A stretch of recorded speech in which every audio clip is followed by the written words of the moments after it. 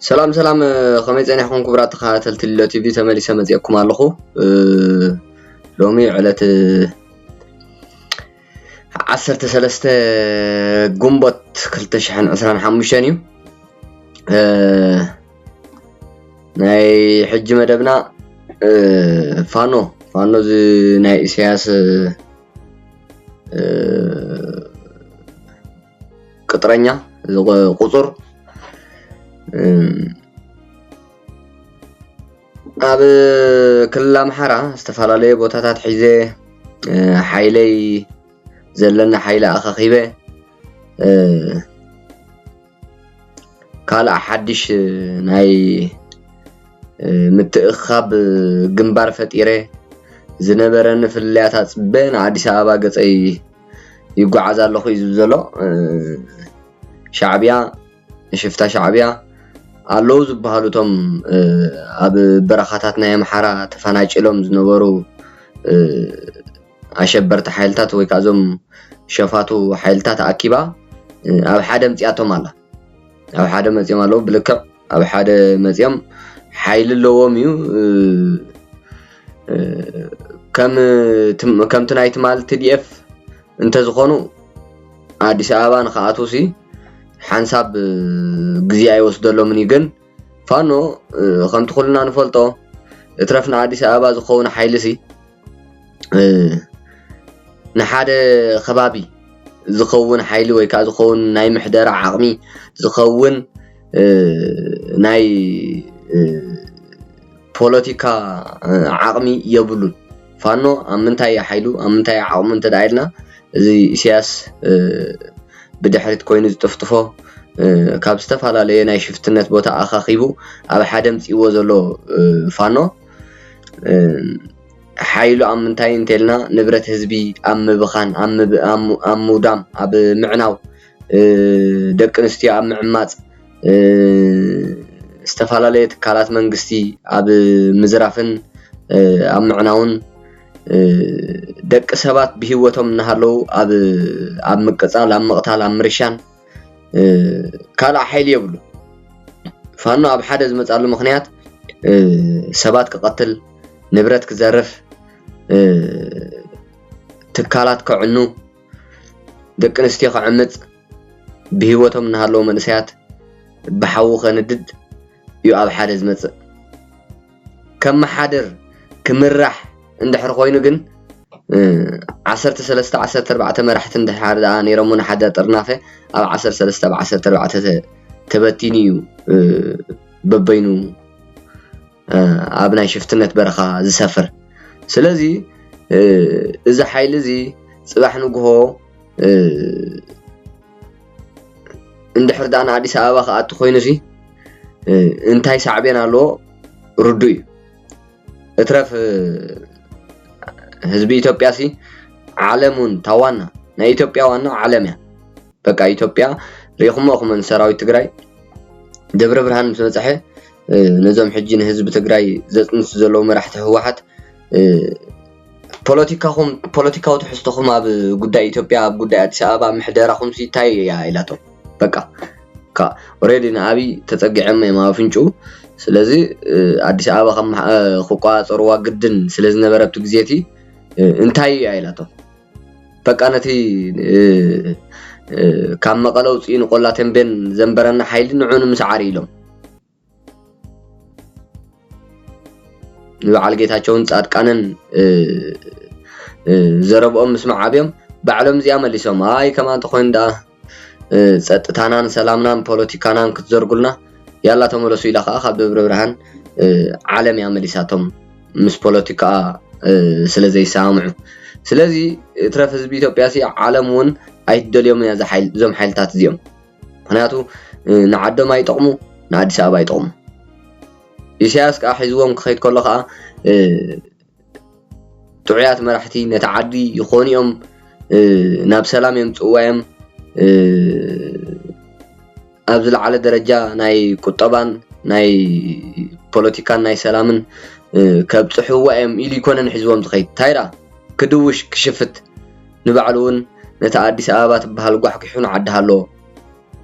ንምውሳድ እዩ ንዕኦም ዝሓቁፍ وينعقم زقوايهم زلو ስለዚህ ዞም ሓይልታት እዚኦም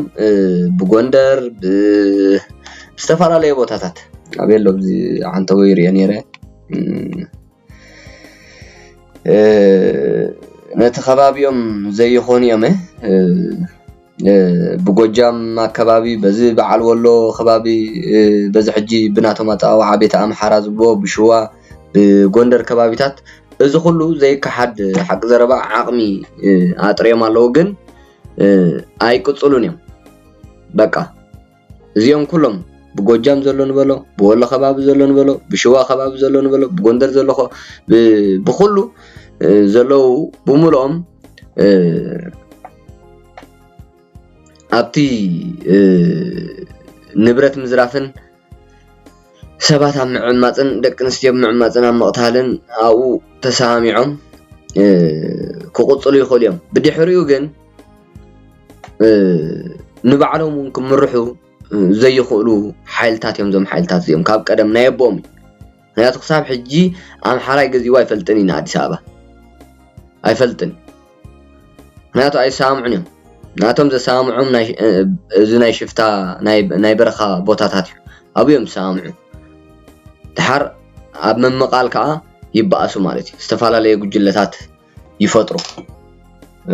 መን ይብ ቀዳማይ ዝኾነት ጽሕፍቲ ራእዮም ዞም ፋኖ ኮይኖም ዘለዉ ገለይሉ ሰይድለይ ነይሩ ጽንሑ ከሪአኩም ክንደይ መራሕቲ ከም ዝመረጹ ሲ ይገርመኩም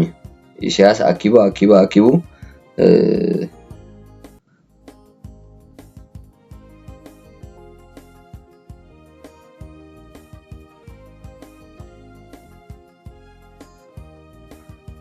ይገርመኩም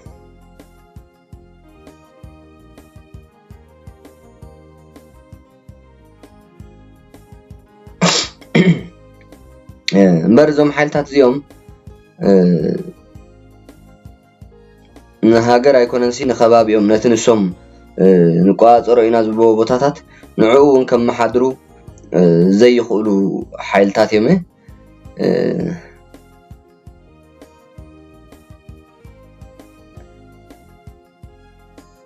ጠቕላላ ከዓ ዓቕምታቶም ክልቲኦም ይብዝዞም ኢሳያስ በቲ يحمازقهم أبي أحمد كومو كل جزء تفناجلهم أبي حدا يمزو يفناجلوا بحدا يمزو 13 أبالات مع خلايا كوميتي مريضهم أب إيشاس نخلهم ترنيفو أب حدا مزيوهم أنا أب حدا مزيوهم نحبات على بلصقنا نمكات دلوات على نايلهم 13 أبالات مع خلايا كوميتي مريضهم አለው زي أبيو أب كل أمحرا مالك حجي زم 13 أبالات مع كلاي كوميتي صباح نقهو يبل نيرو بلني دحرستو سنة سومون أب 13 أم كمقولو 13 مرحتي مريضو مالو أب 13 كمقوليم بقى تقلالا ام بحد خدو زي يخلو بر برقص زكحات ايكونن حجي امصي امزلو عقمتاتهم بمحرا زي انون بت زلنا حبريتان بت زريهم بت زرخبان حيلي يبلو من ايبلني معات حيلي زلو ግን እቲ ሓይልናቶም ሰባት ኣብ መቅታል ንብረት ህዝብን መንግስትን ኣብ ምዕናው ደቂ ኣንስትዮ ኣብ ምዕማጽ بهيوت نهلو ودسب بحاو مقصالن مرشانن كالو لحنت عقم يبلون بقى ايمرحونيم قات تصقمنا يفانوكو ايمرحيم ስለዚህ ኢሳያስ ከም መጻወቲ ከምዝን ንሽፍታ ነዛ ጨቋኒት ህወሓት ሒዝዋ መጻወቲ ካርታ ናይ ጠላዕ ዝጥቀመሎም ዘሎም ንዓቢ كومي نعم حزوم زلو بقى سلام تخبابسي أبي خمي كسينو ممحدارو كم زي كتصل نمقباري نبر ولا إسياس قنيس تبرم قنيسو ون كاب دبر برهان أي حالفوني إذا أبت خبابي أبتون سم زلو نعو حجي أتعدل نعو حجي تغرق إيرنا هلو بخلو أبي حدا مسؤول أقديدو إسياس ኣብ ሓደ ምፅኡ 13 ማእከላይ ኮሚቴ ዘለዎም ገይሩ ንብሙልኦም ኣብ ሓደ ምፅኦም ኣሎ እዚኦም ጽባሕ ከም ዝበልኩኹም ድሕሪ ሰሙን ድሕሪ 2 ሰሙን ከዓ 13 መራሕቲ ኣለዎ 13 ውድብ ኮይኖም ክወፅዮም ኣይሰማምዑን እዮም ጠቕላላዮም ክሰማምዑ ዘይክእሉ ኩሉ ግዜ عطق ጉጅለ ወይ ከዓ ሽፍታ ጉጅለ ፋኖ ዝበሃል ዝኣሸባሪ ዝበላዒ ስጋ ናይ ሰብ ኩል ኣብቲ ድሕሪ ዓወት ረኺበ ኢሉ ምስ ሓሰበ ድሕርቲ ዓወት ዘሎ ጽባሕ ኣብዩ ሓድሕዱ ዝተሃናኸት ኣብዩ ተፈናጭሉ ነናብ ዝጥዕሞ ናይ ሽፍትነት ቦታ ዝበታተን ኪነዚኣ ወላ ሓንቲ ሓይሊ ይብሉን ቀበሌ ከም ማሕደር ዘይኽእል ጉጅለ እዩ ቀበሌ ድሓር ወላ ሓፈሻው እንተርኢናዮን እዚ ጉጅለ እዚ ልኡኽ ናይ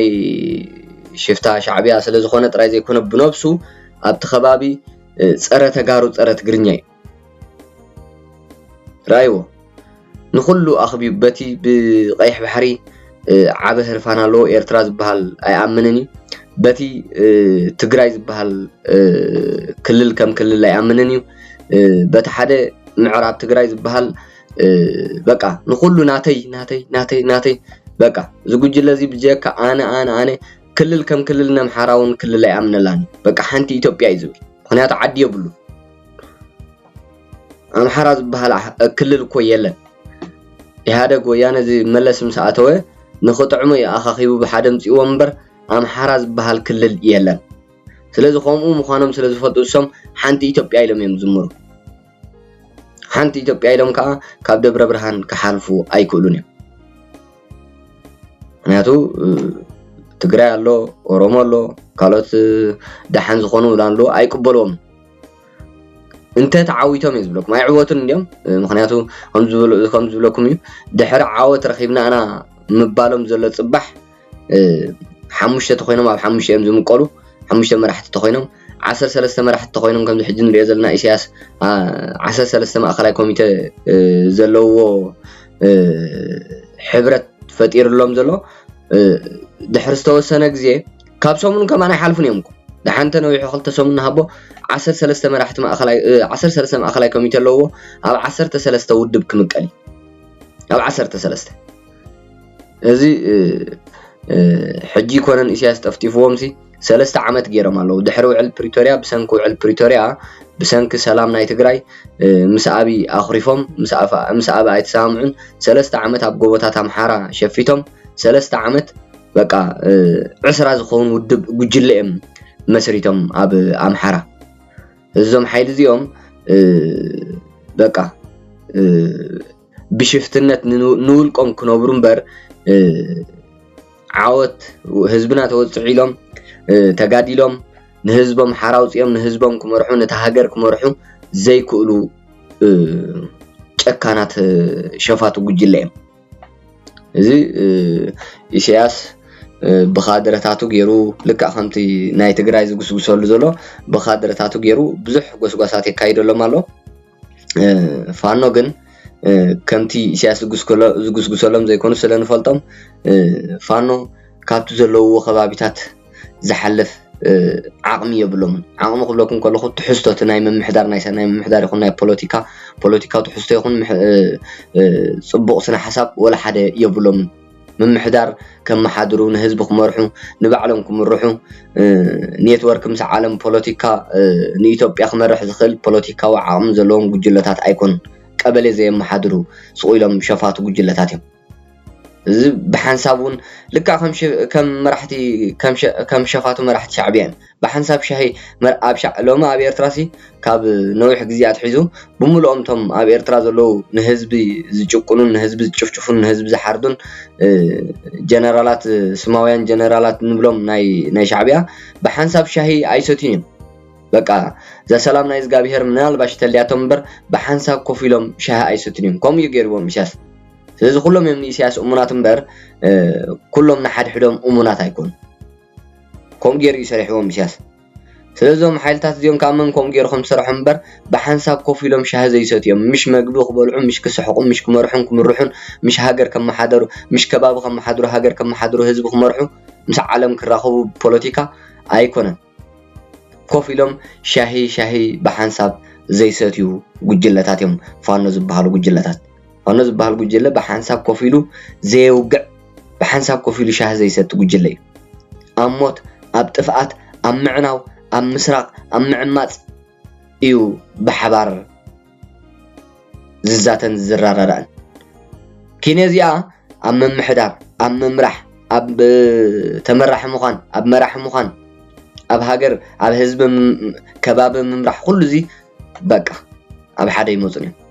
እዚ ዓቕሚ ናይ ፋኖ ነዚ መሰል ትሕጂ ዝጓሃርዎ ዘለውን ዝጀሃርዎ ዘለውን ብልክዕያ ኣብ ዝበዝሕ ከባቢታት ናይ ኣምሓራ ዓበይቲ ዓወታት ይሓፍስሉ እዮም ግን ኣብኡ እዮም በቃ ኣብቲ ቦታ ኣብኡ እውን ካብዚ ኣይሕለፉ ኢሉ ይሸለልዎም ሰራዊትን ድሕሪ ስሒቡ ቁርብ ናብ ሰራዊት ገጾም ክጽጉዑ እንተኮይኖም ብድሮን ገይሩ እዩ ልሕጽሕጽ ዘብሎም ዘሎ እዚ በቃ ኣብዚ ኣኹን ኢሉዎም ተዓዲ መናሃርያ ኮይናት ኮይና እታ ኣምሓራ ትበሃል ንሕና ዘይ ጉዳይና ኮይኑ ከምቲ ኣብ ትግራይ ንሪኦ ዝነበርና ከምኡ ዓይንና እንቂሕና ዓይናትና ኢልና ስለ ዘይንሪኦ እምበር በቃ ተዓዲ መናሃርያ ኮይናት ኮይና ብሰንኮም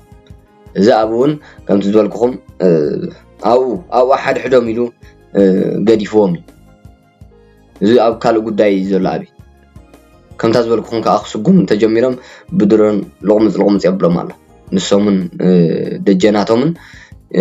ይልሕፆም እዩ ዘሎ ስለዚ ነዚኦም ዓወታት ኣለና ንኣዲስ ኣበባ ገፅና ኢና ፋኖ እውን ሓይሉ ንኣዲስ ኣበባ ገፁ ይጉስጉስ ኣሎ ዝብለና ዘሎ ሽፍታ ሻዕብያ ካብኡ ኣይሓልፉን እዮም ፋኖ ዝበሃል ጉጅለ ንዓበ ሓደጋ ኮይኑ ይፈልጥኒ ወሰላም ናይቲ ከባቢ ልክዕ ተዘሪጉ እዩ ካብ ቁፅፅር ኣብ ንላዕሊ ኮይኑ እዩ ሰላም ናይ ኣምሓራ ካብ ቁፅፅር ኣብይ ኣሕመድ ንላዕሊ ኮይኑ እዩ ግን በቃ ኣዲስ ኣበባ ካብ ደብረ ብርሃን ኒነው ንኣዲስ ኣበባ ዘሎ ኩሉ በቃ ከም ሃገር ገይሩ እዩ ዝሪኦ ዘሎ ኣብይ በቃ በቲ ይምፃእ በቃ ታ ኣዲስ ኣበባን ከባቢኣን ደጀነ ኢሉ ኣብይ ከዓ ኣብኣይ ታ ሰላም ዘውሕሳ ዘሎ ኣብኣይ በቃ ዓሪዱ ከም ስልጣኑ ከም ደጀኑ ከም ሃገሩ ከም ህዝቡ ገይሩ ዝከላኸለሉ ዘሎ ከባቢታትን ዝነብረሉ ሰላማዊ ሒስሉ ዘሎ ከባቢታትን ካብ ኣዲስ ኣበባ እባ ካብ ደብረ ብርሃን ንኣዲስ ኣበባ ዘብል ባዕሉ ኣዲስ ኣበባ እዚ ኣብዝታት እቲ ናይ ፋኖ ክንፈልጦ ዘለና እምበር ከምቲ ዘለዎም ሓይልን ዓቕምን ከምቲ ኣብ ኣምሓራ ዝሰርሕዎ ዘለዉ ታሪክ ዓበይቲ ዓወታትን ቀደም ኣዲስ ኣበባ ማእተው ከም ሰራዊት ትግራይ ዝተዋሃደ ሓይሊ ዝበለፀ ዓቕምን ህዝባውን ሃገራውን ዕላማ እንተዝህልዎም በቃ ቅድሚ 2 ዓመት ንኣብም ሰዓርዎ ግን 3 ዓመት ኣብ ሓንቲ ቦታ እኳ እዮም ዝነብሩ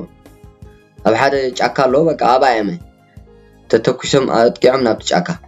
በቃ ሸሸፊቶም ዘዘሚቶም ዘዘሪፎም ዓሚፆም ናው እዚ እዩ እቲ ናይ ኣምሓራ ጉዳይ ንኣዲስ ኣበባ ይግስግስ ኣለኹ ይስጉም ኣለኹ ይጓዓዝ ኣለኹ ኢሉ ውፅኡ ዘሎ ሓበሬታ ብዙሕ ማለሲ ከምቲ ክንሪኦ ዝፀናሕና እዩ ኣይኣቱን ኢኻ ዘእቱ ዓቕሚ ፖለቲካዊ ዓቕሚ ይኹን ዘኣቱ ብቑዕ ምሕደራ ዘይብሉ እዩ ፋኖ ንባዕሉ ክመርሕን ክመሓዳደርን ዘይክእል ጉጅለ ናብ ሃገራዊ ኣጀንዳ ኣትዩ ንሃገር ክመርሕ ንህዝቢ ክመርሕ ኣይክእልን ኢሳያስ ኣብይ ንምስዓርን ኢትዮጵያ ንምብታንን ይብድሕርት ኮይኑ ዝጥፍጥፎምን ዝደፍኦምን ዘሎ ካብታ ዘለውዋ ቦታ ግን ክሓልፉ ኣይከኣሉን ከምዘይ ሓልፉ ከኣርድዩ ኣይሓልፉን እዮም እዚ ነዚ ዝመስልና ኢሎም ዓንቲ መደበይ ክቡራት ተኸታተልቲ ልሎ ቲቪ ኣብ ናይ ፅባሕ መደብና ክሳብ ንራኸብ ሰላም